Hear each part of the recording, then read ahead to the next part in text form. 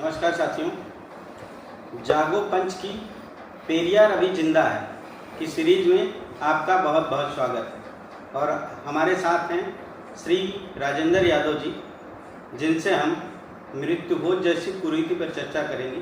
जी धन्यवाद आपको और आपके चैनल को और आपके साथियों को, जो हमारी बात एक सीमित दायरे में थी और आप उसको बृहद पैमाने पर ले जा रहे हैं, इसके लिए आपको बहुत धन्यवाद।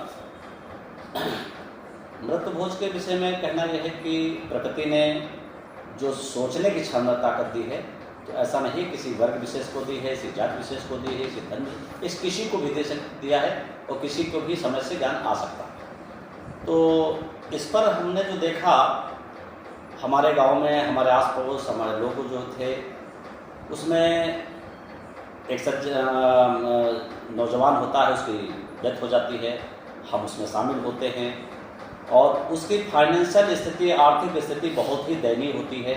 उसके बच्चे 4 होते हैं और उसके आसपास के लोग जो हैं उससे खाने की बात करते हैं कि आप 10वां कब करोगे, 13ही कब करोगे। तो हम वहाँ पर बहुत व्यथित हो जाते हैं कि जो ये विधवा है और ये जो 4 बच्चे हैं, इनके पालन पोषण की बात यहाँ कोई नहीं कर रहा है और सब अपने पेट भरने की बात कर रहे हैं।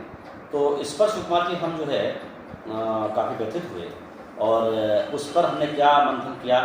हमारे जेब में उस समय 9,000 रुपये थे और उसकी बेटी 11 साल की थी जो मृतक था। किसकी चर्चा मतलब यहाँ पे आप किसकी? हम चर्चा कर रहे हैं रामू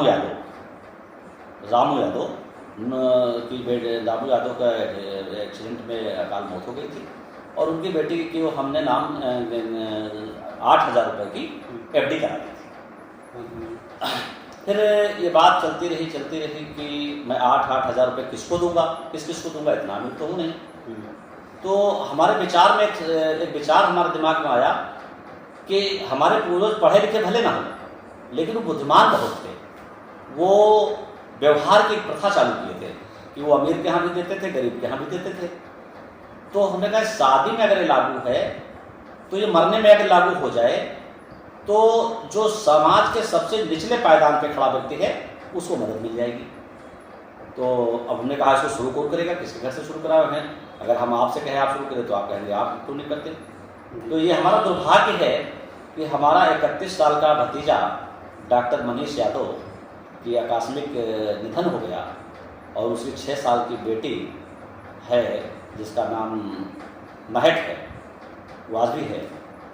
तो उसमें हम थे, हमारे कुछ मित्र थे।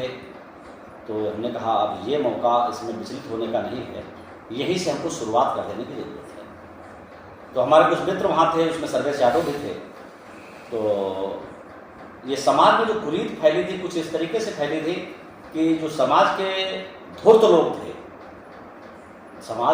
लोग थे, उन्होंने ऐसा अपना षड्यंत्र फैला रखा था कि जो टूटा हुआ परिवार है, जिसके परिवार का कोई शख्स चला गया है, उसको एक क्षण का मौका न दिया जाए सोचने और समझने का। 1000 आदमी के बीच, 100 आदमी के बीच वहीं पर संकल्प करा दिया जाए कि आप 13ही कब करोगे। अभी चिता जल रही है, आधी चिता जल रही है, उससे पूछने पहुंच गए लोग कि कब के लिए कह दिया जाए 13ही कब करोगे, 10वां कब करोगे। ये हमको बड़ा व्यथित किया। उसी में आता है कि ये भोज हुआ क्यों, भोज देना क्यों है। तो मैंने इस पर सोचना चालू किया।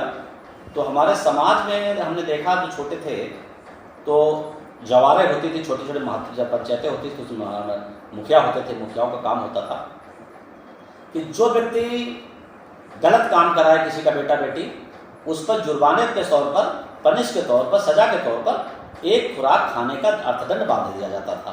तो मैंने कहा ये तो बात वो लोग सही कर रहे थे ताकि लोग अपने बेटा बेटी को समझाएं और गलत काम ना करें, इसलिए वो सही था। हमने कहा यहाँ तो 40 साल का नौजवान, 31 साल का हमारा मनीष, इसके पिताजी भी हैं, उन्होंने भी इलाज कराया, इसकी पत्नी ने भी इलाज कराया, इसकी बेटी भी छोटी है। इन लोगों ने कौन सा गुनाह किया है जो समाज खाना लेगा। तो हमने देखा गुनाह कहाँ कराया, षड्यंत्रकारियों ने गुनाह कराया है। मैं आपके चैनल के माध्यम से कहना चाहता हूँ कि गुनाह कराया है लोगों ने। आपने पूरे जीवन में अपने पिता को गाली नहीं दी होगी, एक थप्पड़ नहीं मारा होगा, और अधजली चिता पर बेटे से डंडा मरवाते हैं। कहा जाता है कि आप उसे सर फोड़ दीजिए। उसका नाम अज्ञानतावश लोग कपाल क्रिया लेते हैं, कपाल क्रिया नहीं है, वो कपार क्रिया है।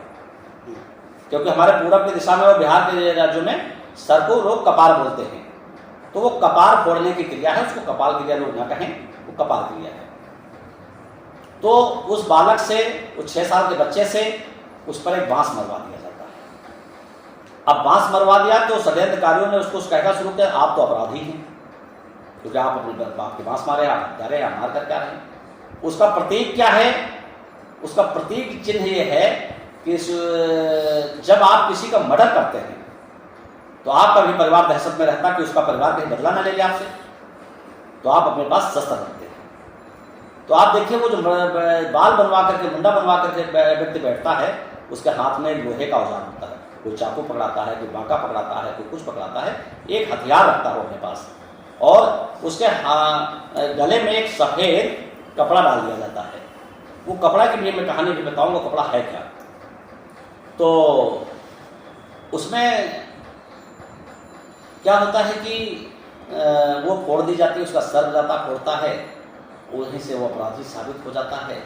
मुंडा बनवा करके बैठता है करके और कहता है कि हम अकेले बैठता है, अलग बैठता है, बैठाया जाता है, बैठना नहीं चाहता। हाँ, बैठना नहीं चाहता, वो एक परंपरा मान करके बैठ जाता है। लेकिन मैं उसे परंपरा नहीं कहूँगा, मैं अपराधी कहूँगा। वो अपराधी समझ के बैठता है, क्योंकि अपराधी की ही यही परिभाषा होती। अलग बैठता, कहता है पूरे गांव समाज से ये जुर्म मैंने किया है, अपने बाप की हत्या मैंने की है, मेरा पूरा परिवार इसमें नहीं है, और देखिए मैं अलग बैठा हूँ, उसको कोई छूता नहीं है, और वो ना उसको कोई बनाया छूता खाता, ना उसको कोई छूता, ना वो उसे छूता। ये कार्यक्रम 10 दिन चलता है। ये कार्यक्रम 13 दिन चलता है। कहीं 10 दिन चलता है, कहीं 13 दिन, कहीं 16 दिन। हमारे यहाँ देवरिया 13-16 दिन भी चलता है।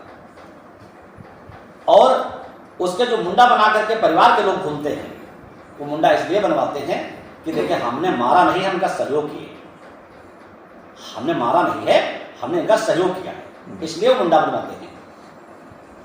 तो अब बात आ गई ये, अब वो सफेद कपड़ा क्या है? षड्यंत्रकारियों ने एक एक चीज पे अपना काम किया है। वो कपड़ा कोई कपड़ा नहीं, साधारण कपड़ा उसे न माने सुकुमार जी आप। हम प्रमाण के साथ कहते हैं, हमारे गांव में एक चरवाहा था यादव, उससे हम किसान आदमी, हम बैल को 20 डंडे मारे होंगे, हमारे पिताजी ने कभी बैल मारा नहीं, भैंस को भी 20 डंडे मारे, हम कभी मरी नहीं। क्या एक जानवर चलाने वाले बच्चे से एक डंडे में एक गाय मर सकती है? नहीं मर सकती है, मेरा मानना। कोई गाय की बीमारी रही होगी, कुछ रहा हो, गाय मर जाती है। अब लोगों ने कहा नहीं, गाय को तो चरवाहे ने मार दिया है, और उस गाय को उसकी पूंछ काट करके और उस लड़के को पकड़ाई जाती है, अपमान स्वरूप 7 गांवों में भीख मंगवाई जाती है उस बच्चे से, गौ हत्या के नाम पर।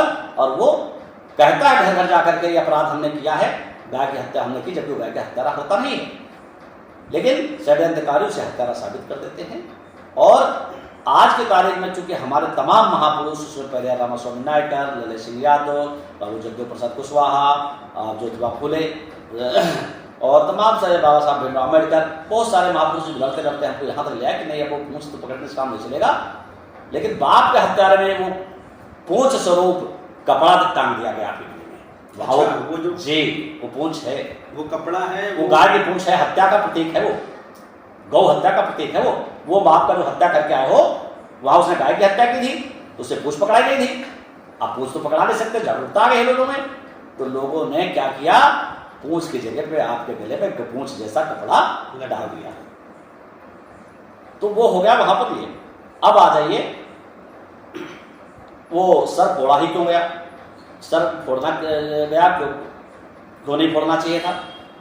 महामानव कृष्ण कहते हैं, हम नहीं मानते किसी चीज को, लेकिन महामानव कृष्ण अगर अच्छी बात कहते हैं समाज के लिए, तो उसे माना देंगे।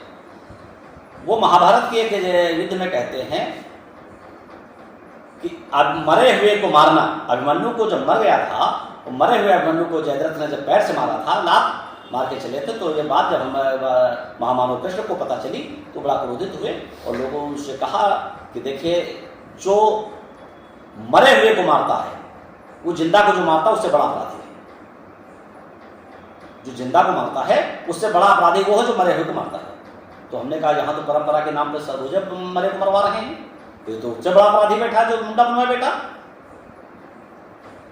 तो ये बात वहां पर लागू हो जाती है। अब वहां पर खाने की बात आ जाती है, तो चूंकि आप माँ के हत्यारे हो या बाप के हत्यारे हो या भाई के हत्यारे हो, किसी एक की हत्या करके आ पाए हो, इसलिए आपको खाना देना ही पड़ेगा।